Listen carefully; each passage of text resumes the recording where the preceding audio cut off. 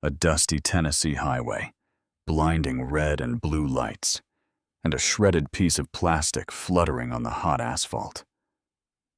What happens when a power-hungry officer pushes the wrong woman too far? She was not just another civilian driving a beat-up sedan. She was a highly decorated military officer, holding a clearance level most local cops could not even fathom. When this arrogant officer snapped her military identification in half, he thought he was untouchable. He had no idea his entire world was about to be flipped upside down. The sun beat down relentlessly on the cracked asphalt of Route 41A, a long, unforgiving stretch of highway leading straight toward the gates of Fort Campbell, Kentucky. For Captain Lena Sinclair, the heat was a welcome embrace. She had spent an extended overseas deployment shivering in the high-altitude biting winds of a remote forward operating base, managing classified logistics that kept thousands of troops alive. Today, however, she was not Captain Sinclair of the United States Army. She was just Lena, a weary traveler in a faded gray college hoodie, loose sweatpants, and worn-out sneakers, driving an older Honda Accord that rattled whenever it pushed past 60 miles per hour. Lena's eyes were bloodshot from a brutal combination of jet lag, a delayed layover, and the sheer emotional exhaustion of transitioning from a war zone back to civilian life. Her hands rested loosely on the steering wheel. The radio was turned down to a low, barely audible hum. She was close to the base, close to a hot shower, a real bed, and a debriefing that would finally allow her to take leave. She checked her rearview mirror out of sheer habit, a reflex ingrained in her from years of situational awareness training. That was when she saw them. The violent, aggressive strobe of red and blue lights cut through the dusty haze behind her. A heavy-duty police cruiser was riding dangerously close to her bumper, appearing seemingly out of nowhere. Lena frowned, her brow furrowing in confusion. She glanced down at her speedometer. She was traveling within the posted limit. Her registration was up to date. Her taillights were fully functional, and she had maintained her lane perfectly. There was absolutely no reason for her to be pulled over. Still, military discipline ran deep in her veins. You comply, you assess, you resolve. She smoothly engaged her turn signal, eased her foot off the accelerator, and guided the rattling Honda onto the gravel shoulder. The cruiser followed, its siren giving a short, impatient whoop before dying out. Lena shifted the car into park, turned off the engine, and rolled down her window. The dry, dusty air washed over her face. She kept her hands planted firmly at the 10 and 2 position on the steering wheel, a standard safety protocol she knew put law enforcement at ease. In her side mirror, she watched the door of the cruiser swing open. Out stepped Officer Vance Harlow. He was a large, imposing man, heavily built, with a tight buzz cut and a pair of dark, reflective aviator sunglasses that completely masked his eyes. His uniform was pressed to a razor-sharp crispness, heavily contrasting with the relaxed, almost lethargic swagger of his walk. His hand rested casually but pointedly on the butt of his sidearm as he approached her vehicle. Even through the mirror, Lena could read the body language. It was not the cautious, alert approach of an officer making a routine traffic stop. It was the puffed-up, predatory strut of a man who enjoyed the power his badge afforded him. Harlow stopped just behind the driver's side door, intentionally positioning himself in Lena's blind spot, so she had to twist her neck uncomfortably to look up at him. He did not speak immediately. He took a long, deliberate moment to look over the interior of her car, his gaze sweeping over the empty coffee cups in the passenger seat, the dusty duffel bag in the back, and finally resting on Lena. Her dark skin, her messy natural hair pulled back into a quick, practical bun, and her oversized hoodie seemed to instantly finalize a narrative in his mind. "Do you know why I pulled you over?" Harlow finally asked, his voice a low, gravelly drawl. dripping with condescension. "I can honestly say I do not, officer," Lena replied clearly, keeping her tone completely neutral. She had faced down warlords and managed crisis negotiations under mortar fire. A belligerent traffic cop was not going to rattle her. "You swerved," Harlow stated flatly. It was not a question. It was an accusation entirely fabricated. Crossed the yellow line back there earlier. Lena's mind instantly reviewed her driving. She had not swerved. The road had been perfectly straight, and she had been hyper-focused. "With respect, officer, I believe you might be mistaken. I have been maintaining a steady speed and staying perfectly centered." Harlow leaned closer, resting his forearms on the roof of her car, invading her personal space. The scent of cheap cologne and chewing gum wafted into the cabin. "Are you telling me how to do my job, girl?" The word girl struck the air like a physical blow. It was heavy, deliberate, and designed to strip her of any autonomy or respect. Lena's jaw tightened, just for a fraction of a second, before she smoothed her features back into a mask of professional detachment. "No, sir. I am simply stating my perspective," Lena said evenly. "I'm just trying to get to the base." Harlow let out a sharp, mocking bark of laughter. "The base, right? Let me guess. You got a boyfriend stationed up there, trying to sneak in and surprise him."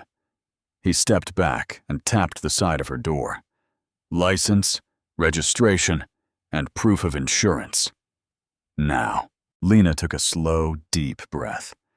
She reached over to the passenger seat and unzipped the top pocket of her tactical duffel bag. As she did, Harlow immediately unclipped the retention strap on his holster.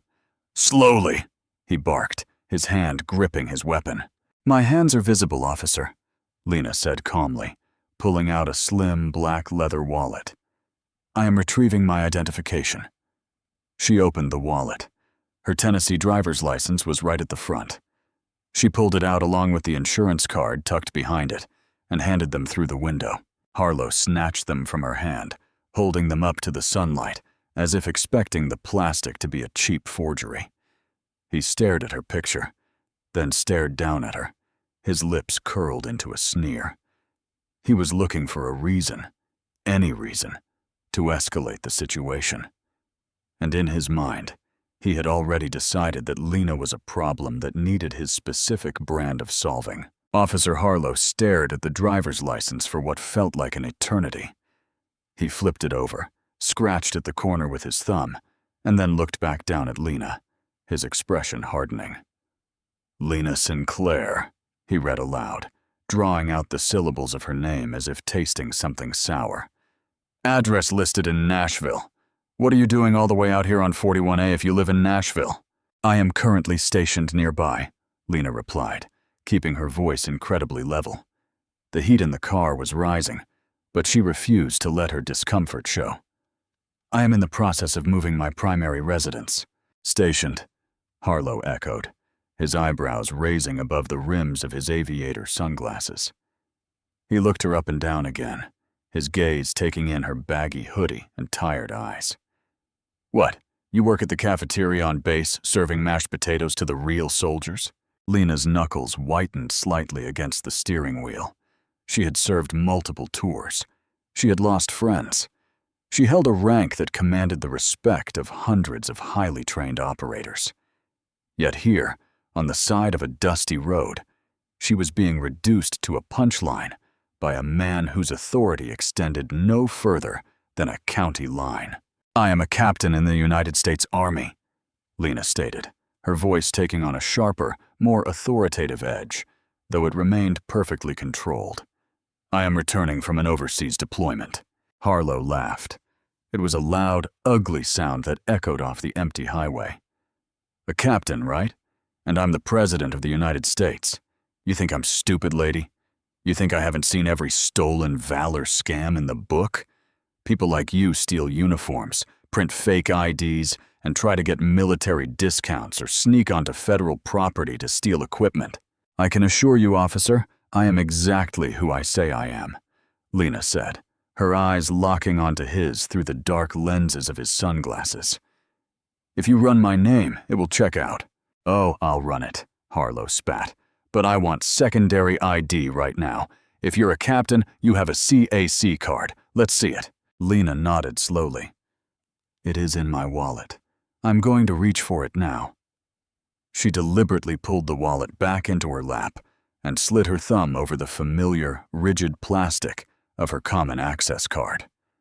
It was the key to her entire professional life, granting her access to secure facilities, classified networks, and her own identity within the Department of Defense. She pulled it free and held it out the window.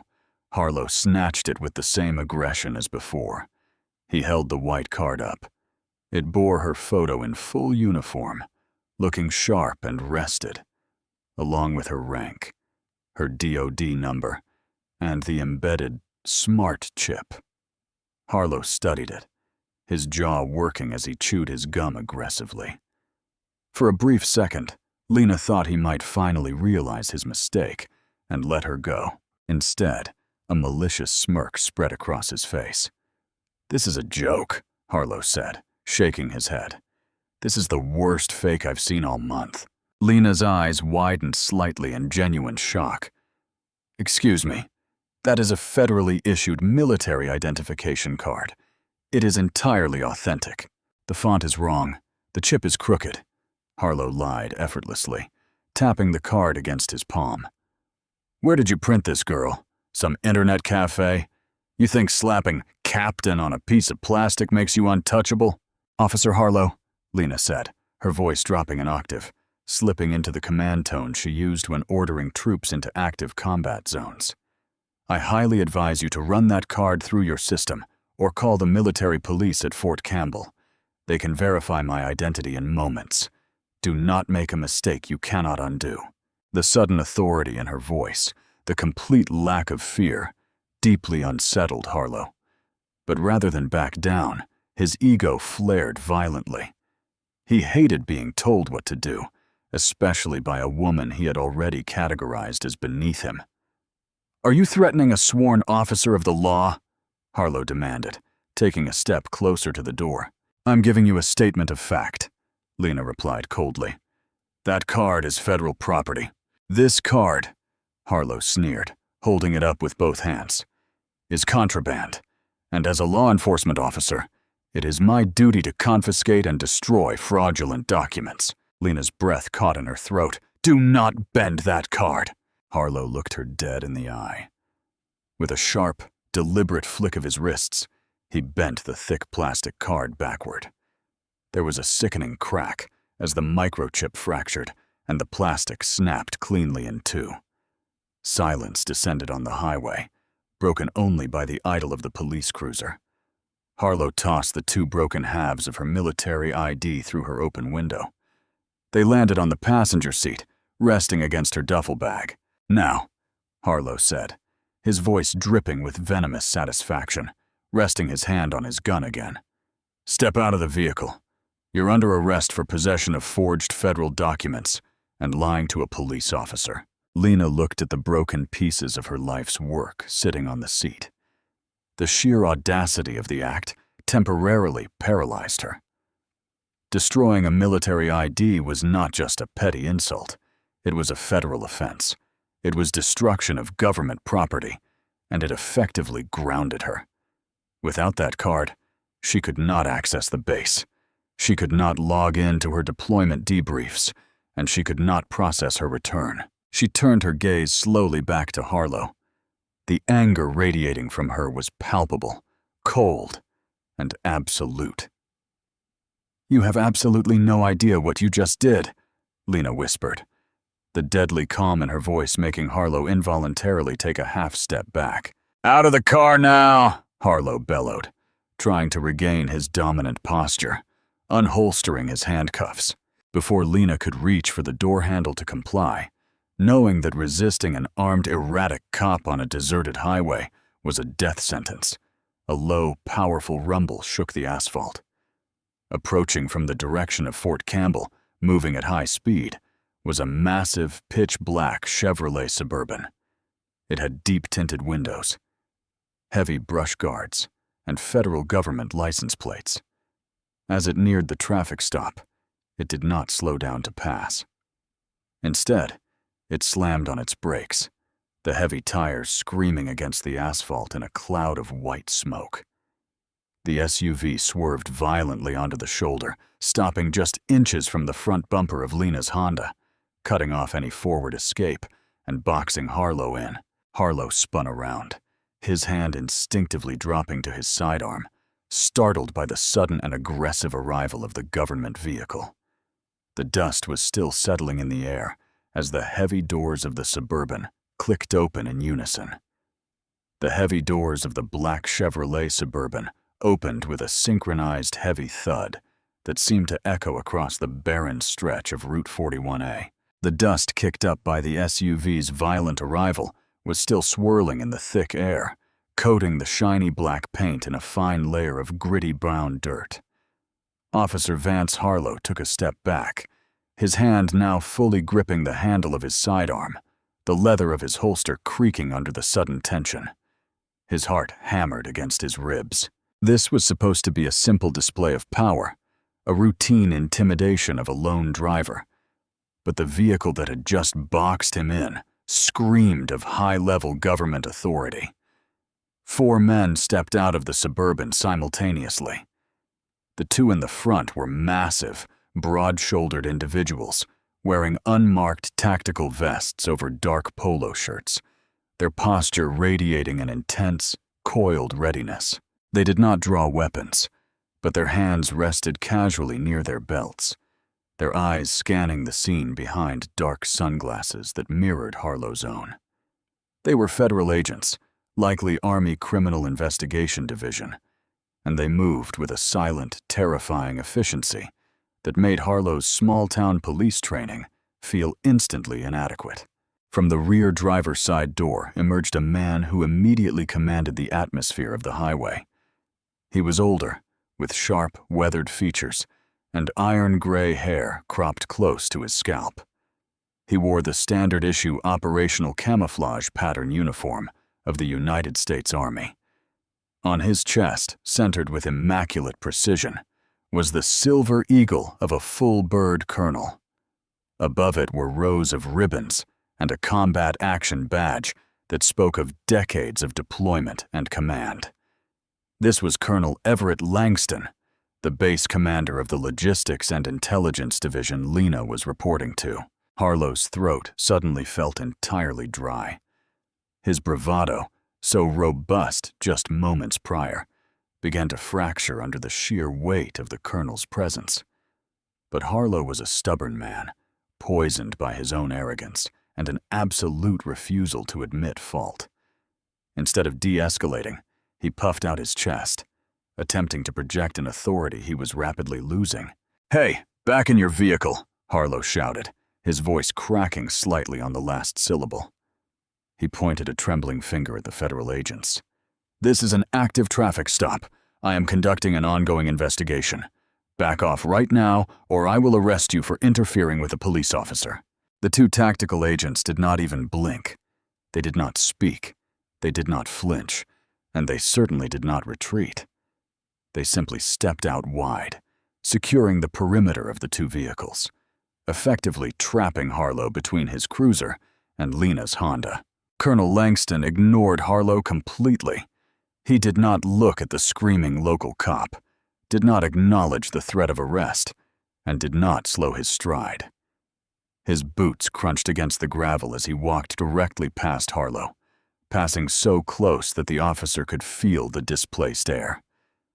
The colonel's eyes were locked entirely on the battered Honda Accord and the woman sitting in the driver's seat. "Hey, did you hear me?" Harlow bellowed, his face flushing a deep, angry crimson. He took a step toward the colonel, his hand gripping his gun tighter. "I said, stop right there!" Faster than Harlow could comprehend, one of the tactical agents moved. The agent did not draw a weapon, but he stepped directly into Harlow's path, planting his feet firmly into the gravel. The physical blockade was absolute. The agent looked down at Harlow, his expression as unreadable as carved granite. "Take your hand off your weapon, officer," the agent said. His voice was not a shout. It was a low, terrifyingly calm directive. "Do it right now." Harlow swallowed hard, looking from the massive agent back to the colonel, who had now reached the driver's side of the Honda. Lena had remained perfectly still throughout the sudden arrival. She knew exactly who was in the vehicle. Her delayed arrival at the base had triggered a security protocol. When a logistics officer holding top-secret clearance goes off the grid en route to a secure facility, the military does not send a tow truck. They send a retrieval team. Colonel Langston stopped right outside Lena's window. He looked at her tired eyes, the civilian clothes, and then down at the passenger seat. His eyes narrowed instantly as they locked onto the two snapped pieces of her common access card resting on her duffel bag. The microchip was visibly cracked, the plastic severed right through her printed photograph. The colonel's jaw tightened, a muscle leaping in his cheek. He looked back at Lena, his expression softening just a fraction, a silent acknowledgement of the ordeal she had just been put through. Then, ignoring the chaotic situation surrounding them, ignoring the furious local police officer screaming in the background, Colonel Everett Langston, a man who commanded thousands of soldiers and oversaw multi-million-dollar defense budgets, took a sharp step back. He brought his feet squarely together. His back straightened to a rigid, flawless line. With crisp, undeniable precision, the colonel raised his right hand, fingertips touching the brim of his patrol cap, and rendered a perfect, sustained military salute to the woman sitting in the beat-up Honda. "Welcome home, Captain Sinclair," Colonel Langston said, his voice carrying clearly over the warm wind. "I apologize for the delay in your reception." Lena, despite her exhaustion, despite the lingering adrenaline of the traffic stop, felt the deep, familiar comfort of the military structure settling around her. She unbuckled her seatbelt, shifted her posture to a seated position of attention, and returned the salute with equal sharpness. "Thank you, sir," Lena replied, dropping her hand. "It's good to be back." Behind the colonel, Officer Vance Harlow stood frozen. The color had completely drained from his face, leaving him a sickly shade of gray. His hand had fallen limply away from his gun. The arrogant sneer was gone, replaced by a slack-jawed expression of pure, unadulterated horror. He watched the full-bird colonel hold the salute for a black woman in a faded hoodie. A woman he had just threatened to arrest. A woman whose military identification he had just intentionally destroyed. The reality of the situation crashed down on Harlow like a physical weight. The woman he had called a liar, a fraud, and a girl was exactly who she claimed to be. And the man treating her with the utmost reverence was someone with the power to end Harlow's career with a single phone call. The silence that followed the colonel's salute was deafening. It was a heavy, suffocating quiet that pressed down on the highway, entirely smothering Officer Vance Harlow's earlier bravado. Colonel Langston slowly lowered his hand, his eyes never leaving Lena's face. "Are you injured, Captain?" Langston asked, his tone shifting from ceremonious to strictly operational. "Did this individual physically assault you?" "No, sir," Lena replied evenly, her voice steady and professional. "No physical contact was made. However, he did confiscate and destroy federal property." She gestured toward the passenger seat. Langston's gaze shifted back to the broken plastic on the duffel bag. He reached through the open window, picking up the two halves of the shattered common access card. He held the pieces up in the sunlight, examining the cracked embedded microchip. The destruction of a standard military ID was a serious offense. The intentional destruction of a high-level clearance smart card belonging to a commanding logistics officer returning from a classified deployment was a staggering federal crime. Langston turned slowly to face Harlow. The colonel's demeanor was terrifyingly calm. There was no screaming, no frantic posturing like Harlow had displayed. There was only the cold, mechanical wrath of a commanding officer who had just witnessed an assault on one of his own. "Agent Brennan," Langston said, without looking away from Harlow. The tactical agent who had blocked Harlow's path stepped forward instantly. "Sir, contact the local municipal police chief," Langston ordered, his voice sharp and clipping the air like a whip. "Tell him he has very little time to get down to Route 41A before I place his officer in federal custody and have him transported to the holding facility at Fort Campbell." Harlow panicked, his earlier terror morphing into a desperate, flailing attempt at self-preservation. "Wait now, hold on just a damn minute," he stammered, raising his hands in a defensive gesture. "She was swerving. She presented a fraudulent ID. You can't just come into my jurisdiction and—" "Your jurisdiction," Langston interrupted. He did not raise his voice, but the absolute authority in his tone caused Harlow to snap his mouth shut. The colonel walked slowly toward the police officer, holding the broken pieces of the ID card in his palm. "Do you know what this is, officer?" Langston asked softly, stopping mere inches from Harlow. "It's a fake," Harlow insisted, though his voice lacked any conviction. He was sweating profusely now, large drops rolling down from under his aviator sunglasses. "Look at the font. Look at the chip. I've been on the force for years. I know a fake when I see one. This," Langston said, his voice dropping to a dangerous whisper, "is a Department of Defense Common Access card belonging to Captain Lena Sinclair.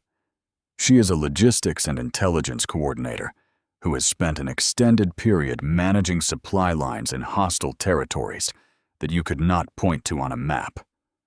This card contains highly classified digital certificates. It is government property issued under the authority of the Department of Defense, and you just intentionally destroyed it." Harlow swallowed loudly. "She looked suspicious. She didn't look like a captain. I was doing my job." "You were profiling a weary soldier trying to get back to base," Langston corrected him, his eyes boring into Harlow's. "You allowed your prejudice and your pathetic ego to dictate your actions. You assumed that because she is a black woman in a worn-out car, she could not possibly hold a rank that demands your respect. You assumed she was an easy target." Langston stepped closer, forcing Harlow to lean back against the hood of his own police cruiser. "Under Title 18, United States Code, Section 1361, Langston recited flawlessly, "willful depredation of property of the United States government is a federal felony. Furthermore, you detained a commissioned officer of the United States Army without probable cause while she was under federal deployment orders. You have crossed a line that your local badge cannot protect you from." "I'm a sworn officer," Harlow squeaked, his voice cracking entirely. "You can't arrest me." "I don't need to arrest you, Officer Harlow," Langston said coldly, reading the name tag pinned to Harlow's crisp uniform. "I just need to hold you here until your chief arrives to strip you of that badge. If he refuses, the FBI will be pulling you out of your bed for destruction of classified government property. The choice is entirely up to him." Agent Brennan approached, holding a satellite phone. "Colonel, Chief Thorne is on the line. He's en route. He will be here shortly.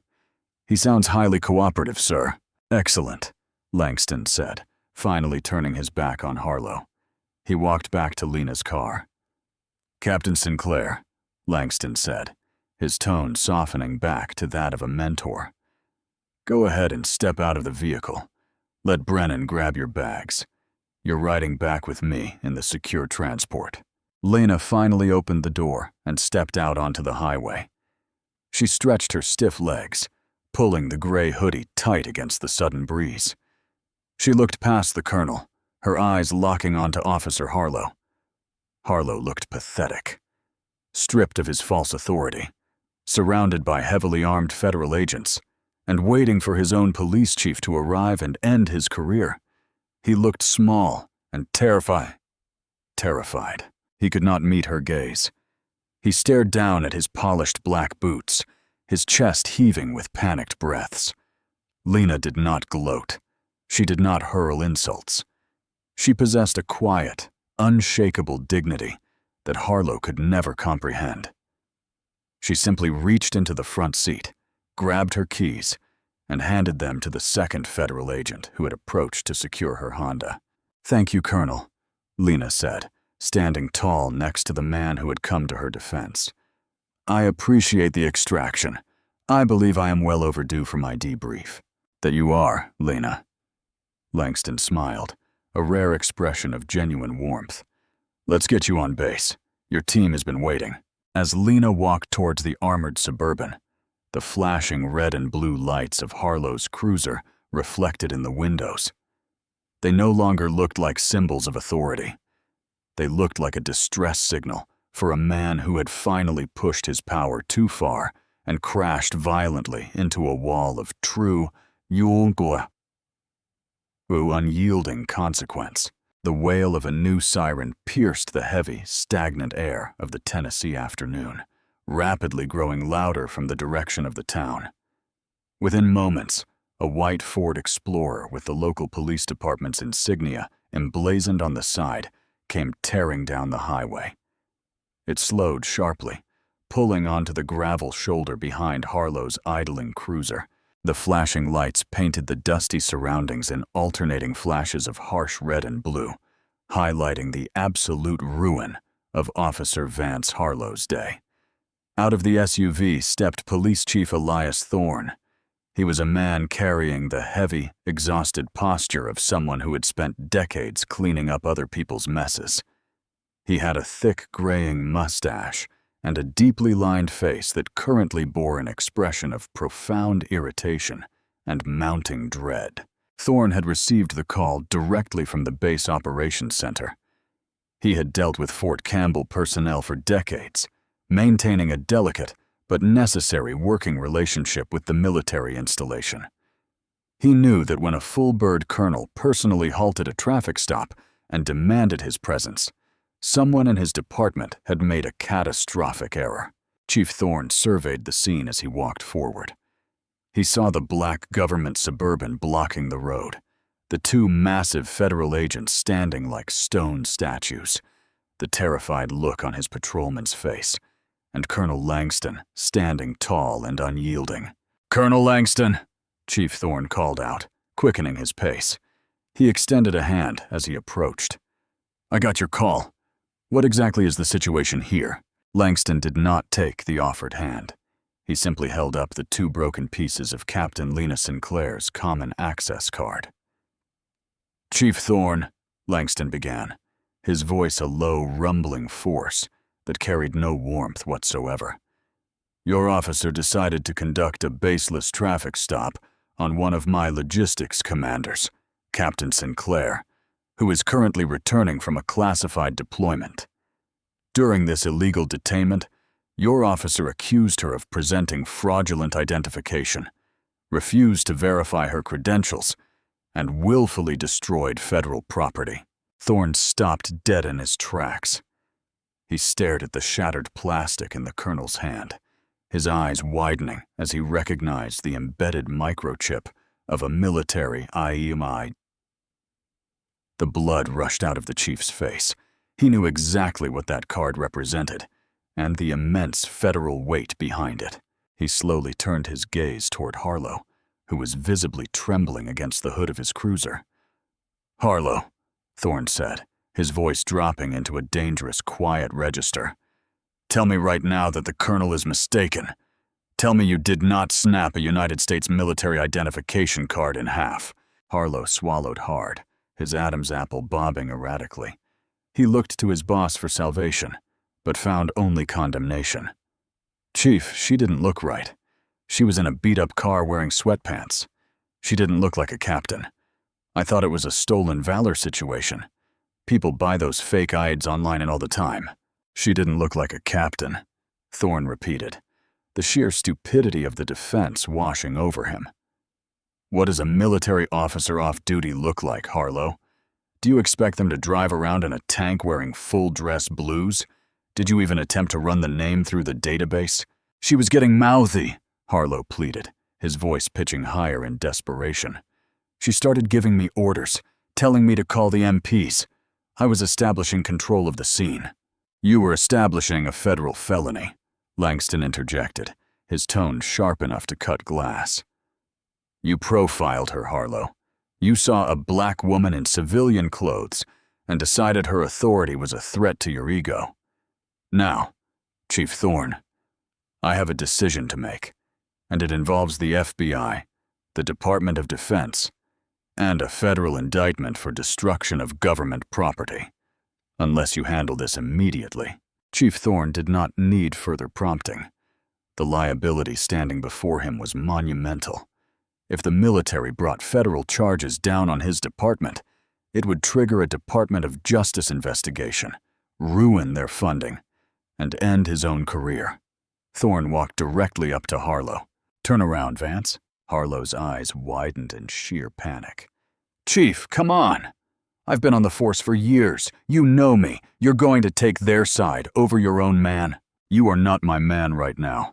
You are a massive liability, Thorne growled, stepping into Harlow's personal space. You destroyed a DOD-issued smart card. You illegally detained a commissioned officer. You embarrassed this uniform, this department, and this county. Turn around, put your hands on the hood of your car, and do not say another word. Harlow let out a pathetic, stuttering breath, but the authoritative command of his chief finally broke his stubborn resistance.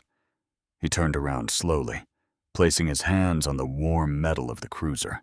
Vance Harlow, you are hereby suspended indefinitely, without pay, pending a full internal and federal investigation, Thorne announced, his voice echoing over the quiet highway. He unclipped Harlow's radio from his shoulder, then reached down and unbuckled the heavy leather duty belt that held Harlow's sidearm, taser, and handcuffs. The belt fell away, leaving Harlow looking entirely stripped of the power he had abused earlier. Thorne then reached up and unpinned the silver badge from Harlow's chest. He held it in his hand for a moment, before looking back at the colonel. Colonel Langston, I take full responsibility for the actions of my department, Thorne said, his tone heavy with regret. He is stripped of his authority as of this second. I will personally escort him back to the precinct, process his suspension, and cooperate fully with any federal investigators you send our way. Expect CID shortly, Chief, Langston replied coldly, lowering the broken ID card. And a team of JAG lawyers soon after. Have your files ready. From the darkened, tinted window of the armored Suburban, Lena watched the entire exchange unfold. She sat in the plush, air-conditioned leather seat, the tension finally beginning to drain from her exhausted muscles.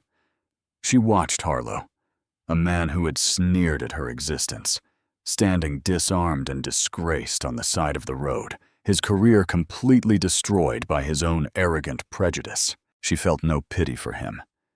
She only felt a profound sense of justice, a rare moment where the system functioned exactly as it should, to protect those who served it.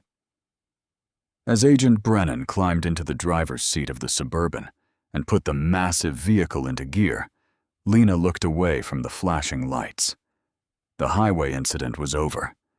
It was time to go home. The gates of Fort Campbell materialized like a heavily fortified oasis at the end of the long highway. The black Chevrolet Suburban approached the checkpoint, bypassing the long lines of civilian contractors and standard military vehicles. As the SUV rolled toward the primary security booth, the heavily armed military police officers on duty recognized the vehicle's plates instantly. Without asking for identification, the gate guard snapped to a rigid, synchronized salute, holding it until the massive vehicle had completely cleared the perimeter. Sitting in the back seat, Captain Lena Sinclair exhaled a long, steady breath. The transition from the dusty, hostile environment of the local highway to the structured, hyper-secure reality of the military base was jarring, but deeply comforting. Here, she was not a civilian target. She was an apex professional in a system built on mutual respect and absolute chain of command. The Suburban glided through the sprawling base, weaving past massive motor pools filled with armored personnel carriers and pristine geometric administrative buildings. They finally pulled up to a heavily guarded, windowless concrete structure that housed the Central Intelligence and Logistics Command. Colonel Langston turned around in the passenger seat, looking back at Lena. "Go get showered and changed, Captain. Take some time, then meet me in briefing room 4. We have a lot of ground to cover regarding your deployment, and we need to get your temporary credentials sorted." "Yes, sir. Thank you again, Colonel," Lena replied, grabbing her tactical duffel bag. Later, Lena walked down the sterile, fluorescent-lit corridors of the command center. She was no longer wearing the faded gray hoodie and sweatpants. She was dressed in her pristine, tailored operational camouflage pattern uniform. Her captain's bars gleamed on her chest, perfectly aligned. The exhaustion in her eyes was still there, but her posture was flawless, radiating the quiet, lethal competence of a seasoned officer. She swiped her newly issued temporary access badge at the door of briefing room 4. The heavy reinforced door clicked open. Inside, Colonel Langston was waiting alongside 2 other individuals. One was Major Quinn Ellis, Lena's direct counterpart in domestic logistics, and the other was an officer Lena had not met before. Captain Rhea Quinn, a sharp-eyed woman wearing the insignia of the Judge Advocate General's Corps, the military's legal branch. "Have a seat, Lena," Langston offered, gesturing to the leather chair opposite him. "Before we get into the classified logistics from your overseas rotation, I want to formally close the loop on what happened earlier." Lena took a seat, placing her notebook on the table. "I assumed the situation was handled, sir." "It is being handled, but it requires your formal statement," Captain Quinn chimed in, opening a thick manila folder. "Captain Sinclair, I am assigned to your case regarding the incident with former Officer Harlow. I say former because Chief Thorne formally terminated his employment a short time ago. He did not even wait for the suspension to clear." Lena raised an eyebrow. "That was fast." "It was necessary," Quinn continued, her tone strictly business. "The destruction of a common access card is a direct violation of 18 U.S.C., Section 1361. Because the card contained classified cryptographic keys, the Department of Justice is treating this with extreme prejudice. Furthermore, because he detained you under color of law without probable cause, violating your civil rights based on blatant racial profiling, the FBI's Civil Rights Division has formally taken over the investigation." "What exactly does that mean for him?" Lena asked, keeping her voice neutral.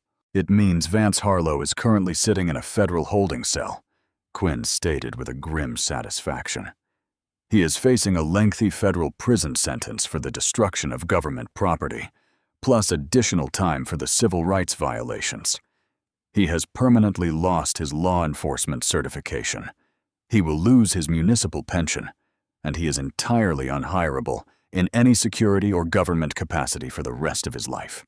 Major Ellis leaned forward, shaking his head. "All because he couldn't stand the idea of a black woman outranking him in life. The guy threw away his entire future for a 5-minute power trip." "Arrogance is a highly destructive force, Major," Langston noted quietly, looking at Lena. "Are you prepared to sign the sworn affidavit regarding the events? We want this legally airtight." "I am ready, sir," Lena said, taking the pen.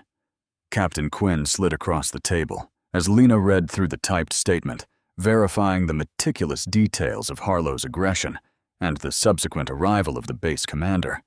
She felt a profound sense of closure. She had spent the previous period dodging mortar fire, managing complex supply chains in the most dangerous regions on the planet, and surviving through sheer grit and intelligence.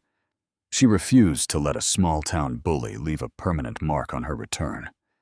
She signed her name at the bottom of the document with a fluid, confident stroke. She slid the paper back to Captain Quinn. "Excellent," Quinn said, closing the folder. "We will handle the rest, Captain Sinclair. You won't even need to appear in court. The dash cam footage from his own cruiser corroborated everything you said. He practically convicted himself on tape. Thank you, Captain. Lena nodded. Colonel Langston clapped his hands together, shifting the energy in the room entirely. The legal matter was closed. It was time to return to the mission. All right, gentlemen and ladies, Langston said, pulling up a digital map on the wall monitor. The legal drama is over. Let's get back to the real work. Captain Sinclair, the floor is yours. Walk us through the supply chain bottlenecks you encountered in Sector 4. Lena stood up, picking up her laser pointer. The memory of the dusty highway, the flashing lights, and the broken plastic faded into the background. She was exactly where she belonged, doing exactly what she was trained to do. She took a deep breath, looking at the map of the overseas territory, and began her briefing. The system had protected her, but her true power came from her own unyielding resilience. Vance Harlow would spend many years staring at the walls of a federal prison cell, wondering how he had miscalculated so catastrophically, while Captain Lena Sinclair continued to lead, unbroken and entirely undefeated. Sometime later, the chilled, sterile air of the United States District Court in Nashville felt like an entirely different universe. The rich mahogany panels and towering marble columns of the courtroom projected an aura of absolute, unyielding law. Captain Lena Sinclair, now wearing the gold oak leaf of a newly promoted major on her crisp Army service uniform, sat straight-backed in the front row of the gallery. Her dress blues were immaculate, a stark contrast to the man sitting at the defense table a few yards away. Vance Harlow looked nothing like the puffed-up, arrogant predator who had strutted down the highway earlier. The crisp local police uniform was gone, replaced by a baggy, faded orange federal prison jumpsuit. His tight buzz cut had grown out into an uneven, patchy mess, and his face was pale, hollowed out by time spent in a federal holding facility. His wrists and ankles were bound by heavy steel chains that clinked loudly whenever he shifted his weight. He kept his eyes glued to the polished wooden table, entirely unable to look at the gallery behind him. The sentencing hearing was supposed to be a mere formality. Harlow had taken a plea deal to avoid a protracted, highly publicized trial, pleading guilty to the destruction of government property and civil rights violations.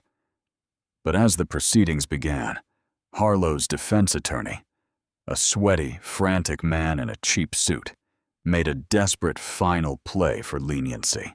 "Your Honor," the defense attorney pleaded, gesturing weakly toward Harlow. "My client acknowledges his severe error in judgment, but he was a long-time veteran of the police force. This was an isolated incident, a singular moment of severe miscalculation brought on by the high-stress environment of highway patrol. We ask the court to consider a reduced sentence. He has already lost his career and his pension. He is a broken man." Judge Alden Crow, a stern, white-haired man who had served on the federal bench for many years, peered over his reading glasses. He looked entirely unimpressed.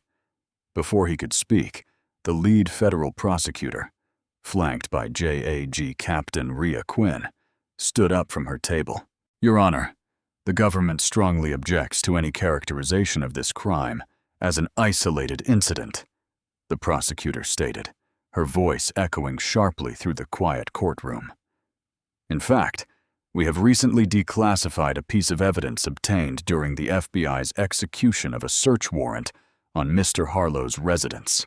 Harlow's head snapped up, a look of sheer, unadulterated panic washing over his pale face. The prosecutor picked up an evidence bag containing a small, battered wooden cigar box and held it up for the judge to see. "During the raid on the defendant's garage, federal agents discovered this," the prosecutor continued, her tone dripping with disgust. "Inside this box, agents found 14 different identification cards. 6 were driver's licenses. 8 were military common access cards. All of them belonged to active duty military personnel, or veterans, and all of them belonged to minorities. A collective gasp echoed through the courtroom gallery. Major Lena Sinclair narrowed her eyes, a cold fury settling in her chest. The defendant did not make a singular error in judgment on Route 41A, the prosecutor declared, slamming the evidence bag down on the table. He was running a systematic, racially motivated campaign of harassment. He targeted service members of color, confiscated their federal identification under false pretenses, and kept them in a box as trophies of his own bigotry. Major Sinclair was simply the first victim who had the clearance, the rank, and the command support to stop him. Harlow buried his face in his chained hands, letting out a muffled, pathetic sob. The illusion of his momentary lapse was completely shattered. He was exposed not just as a bad cop, but as a systematic predator. Judge Crow's face darkened with a localized, terrifying rage. He looked from the evidence box to Harlow, then out to the gallery where Major Sinclair sat in perfect stoic silence. "Does the victim wish to make a statement before I hand down my sentence?" Judge Crow asked, his voice low and dangerous. Lena stood up. She did not walk to the podium. She simply stood by her chair, her presence commanding the entire room. "No, Your Honor," Lena said, her voice clear, steady and devoid of any emotional vulnerability. "The evidence speaks to his character entirely. I only ask that the court ensures he can never wear a badge or hold power over another American citizen for the rest of his natural life." She sat back down, the gold oak leaf on her lapel catching the courtroom lights. Judge Crow nodded slowly. He picked up his wooden gavel. "Vance Harlow," the judge boomed, his voice filling the cavernous room. "You were entrusted with the sacred duty of protecting the public. Instead, you used your badge as a shield for your own cowardice and prejudice.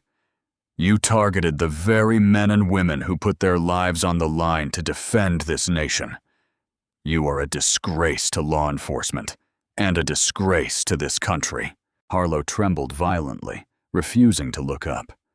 "I am rejecting the defense's plea for leniency," Judge Crow finalized. "On the charges of destruction of classified government property, deprivation of rights under color of law, and the newly admitted evidence of systematic civil rights abuses, I sentence you to the maximum allowable penalty, a lengthy term in a federal penitentiary without the possibility of early parole." The gavel slammed down with the finality of a gunshot. Harlow let out a wail as two heavily armed federal marshals grabbed his arms, hauling him up from his chair and dragging his chained, stumbling body out of the courtroom toward a holding cell. Lena watched him disappear through the heavy side door.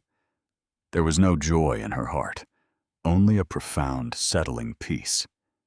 The system had worked. A predator had been permanently removed from the streets, and 14 other voiceless victims had finally received their justice. As the courtroom cleared, Colonel Everett Langston stepped up beside Lena, a proud smile on his weathered face. "Ready to get back to base, Major Sinclair?" he asked. Lena smiled, adjusting her service cap. "Yes, sir. We have a lot of work to do." Together they walked out through the heavy mahogany doors, leaving the shadows of the courtroom behind, and stepping out into the bright, unyielding sunlight of their future. What an absolutely incredible story of justice and karma. Vance Harlow thought he could abuse his power and prey on someone he deemed beneath him. But he messed with the wrong military officer and paid the ultimate price. Major Lena Sinclair proved that true strength and dignity will always outshine ignorance and prejudice. If you loved watching this corrupt cop get exactly what he deserved, and you support our brave men and women in uniform, hit that like button right now.